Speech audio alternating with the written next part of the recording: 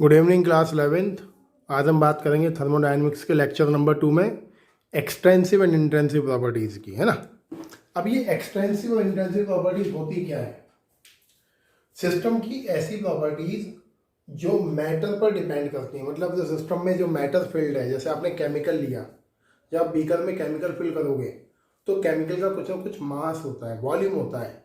तो मैटर की वो सिस्टम की वो प्रॉपर्टीज़ जो मैटर की क्वांटिटी पर डिपेंड करती हैं उसे हम बोलते हैं extensive properties. Example mass, volume, internal energy, free Gibbs energy etcetera. ये दोनों चीज़ें मैं भी पढ़ाऊंगा थोड़ी देर में आपको।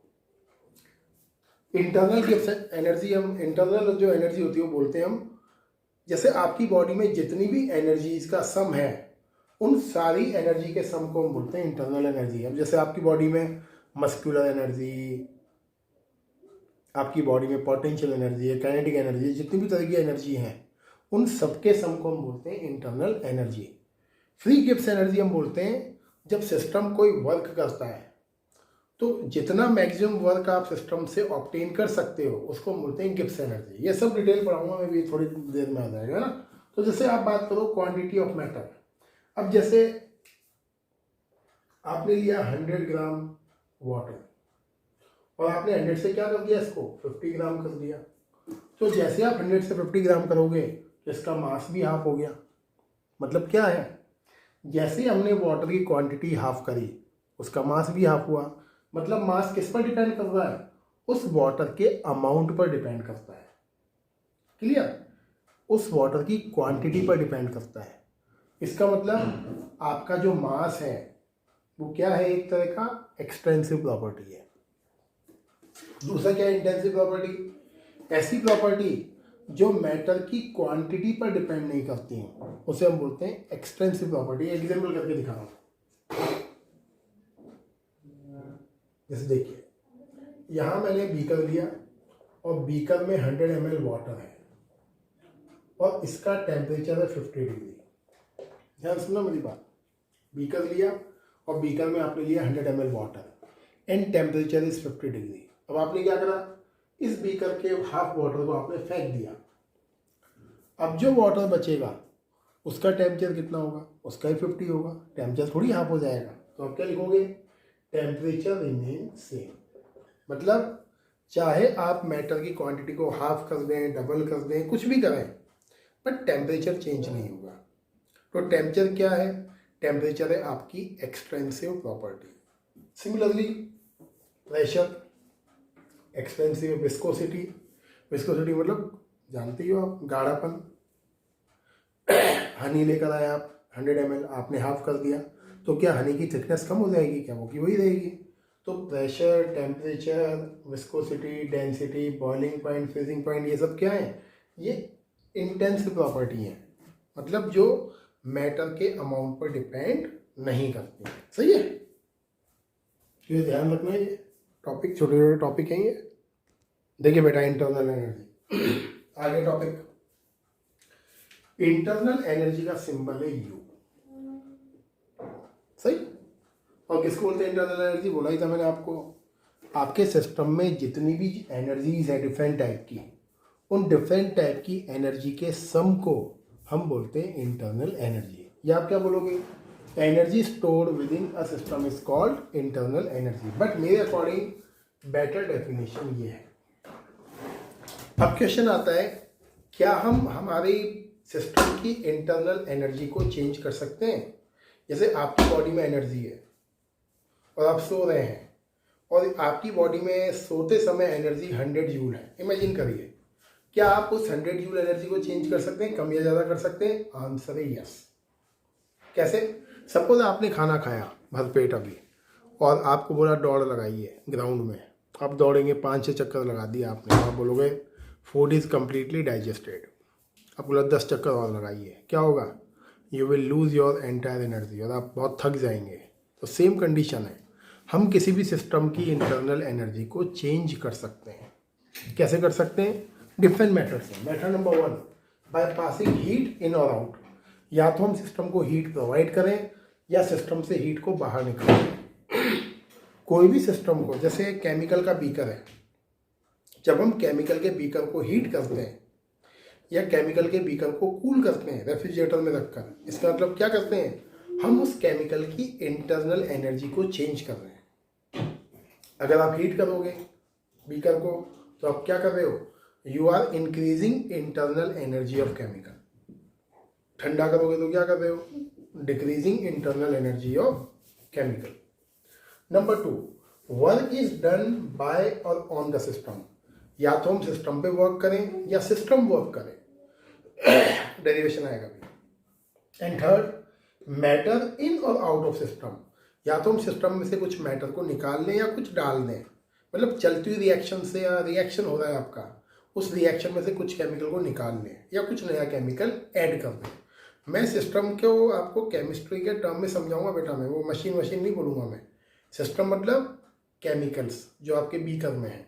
तो ये डिफरेंट टाइप के मेथड्स हैं जिससे आप इंटरनल एनर्जी को चेंज कर सकते हैं, and we will see one by one. तो फर्स्ट देखते हैं हम आगे। देखिए बेटा, क्वेश्चन आता है हम कैसे इंटरनल एनर्जी को चेंज करें। तो फर्स्ट मेथड है change in internal energy by doing work. अब ये क्या है, 2 टाइप से आप वर्क कर सकते हो सिस्टम पर। पहला मैकेनिकल वर्क और सेकंड है इलेक्ट्रिकल वर्क। अब मैकेनिकल का एग्जांपल लो। सपोज आपके पास एक कंटेनर है और आपने क्या फिल करा, वाटर फिल करा, और वाटर में आपने एक लगाया चर्नर मतलब रोटेटर ऐसे वाला। जब आपने वाटर को चर्न नहीं करा था तो बिफोर चर्निंग वाटर की इंटरनल एनर्जी क्या, यू है, U1 भी बोल सकते हो, आपके ऊपर डिपेंड करता है ना। तो बिफोर चर्निंग सिस्टम मतलब वाटर की इंटरनल एनर्जी यू है, एंड आफ्टर चर्निंग जब आप चर्न करोगे वाटर को तो वाटर का टेम्परेचर बढ़ेगा, और टेम्परेचर बढ़ेगा तो इंटरनल एनर्जी चेंज होगी। तो आफ्टर चर्निंग वाटर की इंटरनल एनर्जी है UB, and before churning water का टेम्परेचर था TA, and after churning water का टेम्परेचर है TB। तो आप क्या लिखोगे, change in internal energy equal UB minus UA। मतलब चर्निंग करने से जो सिस्टम की इंटरनल एनर्जी में चेंज हुआ है UA, वो किसके इक्वल है, UB माइनस UA के। ये किसके इक्वल है, TB माइनस TA के। क्यों, क्योंकि इंटरनल एनर्जी चेंज क्यों हुई, क्योंकि इसका टेम्परेचर चेंज हो गया। पहले टेम्परेचर था TA, and after churning temperature क्या हो गया, TB। तो ये जो डेल्टा U है वो डायरेक्टली किसके इक्वल है, टेम्परेचर चेंज के इक्वल है। और ये सारी कहानी क्यों चेंज हुई, because work done in a mechanical process. तो अगर हम सिंगल लाइन में बोले इसको, तो we can do change in internal energy if we change the temperature of system by doing mechanical work. ये है आपका केस नंबर 1। अब बात करते हैं केस नंबर 2 की। अगर मैं यहां से चर्नर हटा दूं, बहुत सिंपल है ये केस 2, और मैंने लिख दिया यहां इलेक्ट्रिकल वर्क, ये WE, और मैंने यहां लगा दी एक इलेक्ट्रिकल इमर्शन रॉड, ये लगा दिया इमर्शन रॉड। इमर्शन रॉड जानते हो ना, वाटर गर्म करने की। तो जैसे ही आप इमर्शन रॉड लगाओगे, वायर लगा दिया मैंने, तो जैसे आप इमर्शन रॉड लगाओगे होना तो वही है, temperature of water increase. Before immersion rod आपकी जो इंटरनल एनर्जी थी सिस्टम की वो क्या है, U है, and after removing immersion rod internal energy क्या है, UB। तो आप क्या लिखोगे again, delta U equal UB minus UA equal TB minus TA। But यहाँ क्या आएगा, वर्क मैकेनिकल की जगह यहाँ आ जाएगा इलेक्ट्रिकल। सही है। तो 2 वे से हम इंटरनल एनर्जी को चेंज कर सकते हैं। फर्स्ट है आपका उसमें मेथड बाय डूइंग वर्क, और वर्क कितने तरीके से कर सकते हो, वर्क कर सकते हो 2 वे में, एक मैकेनिकल वर्क और एक आप कर सकते हो इलेक्ट्रिकल वर्क। क्लियर है। ठीक है बेटा, आगे बढ़ने से पहले एक छोटा सा टॉपिक देख लेते हैं, अडायबिटिक सिस्टम। आपके न्यूमेरिकल्स में, आपके डेरिवेशंस में वर्ड बार बार आएगा, अडायबिटिक ऑलरेडी पढ़ा हुआ है आपने ये, बट सुन लो एक बार इसका चलिए, तो इसका जो टेक्निकल मीनिंग है वो क्या है अडायबिटिक का, कि मतलब अगर हमको एक सिंगल या सिंबलाइज फॉर्म में शो करना है कि अडायबिटिक होता क्या है, तो देख लो, है तो वही वाला।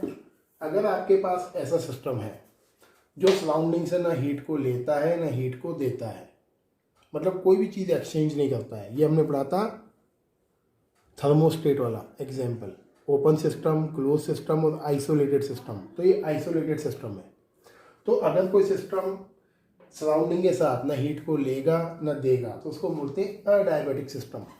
और जब वो हीट लेगा और देगा नहीं तो उसकी जो हीट का जो कंटेंट है, जो एब्जॉर्ब होगा, जो रिलीज होगा, वो क्या होगा, जीरो, है ना। और ये अगर Q इक्वल जीरो होगा तो डेल्टा यू क्या होगा, वो भी जीरो होगा। मतलब जब सिस्टम कोई ना हीट लेगा ना हीट देगा तो उस केस में इंटरनल एनर्जी क्या रहेगी, कांस्टेंट। और इंटरनल एनर्जी कांस्टेंट होगी तो इंटरनल एनर्जी में होने वाला चेंज क्या होगा, जीरो। तो आपको ध्यान ये चीज़ें रखनी है कि what are the properties of a diabatic system. तो आपको क्या लिखनी है properties, delta U zero and Q equal zero. बाकी तो आपको पता है, डेफिनेशन मैंने पढ़ा रखी है। System which does not allow exchange of heat between system and surrounding. Two case होते हैं वर्क के भी। अगर सिस्टम वर्क करता है तो वर्क होता है नेगेटिव, वर्क का साइन नेगेटिव है, work can not be negative. Work का जो आंसर आएगा आपका न्यूमेरिकल में वो आएगा नेगेटिव साइन के साथ।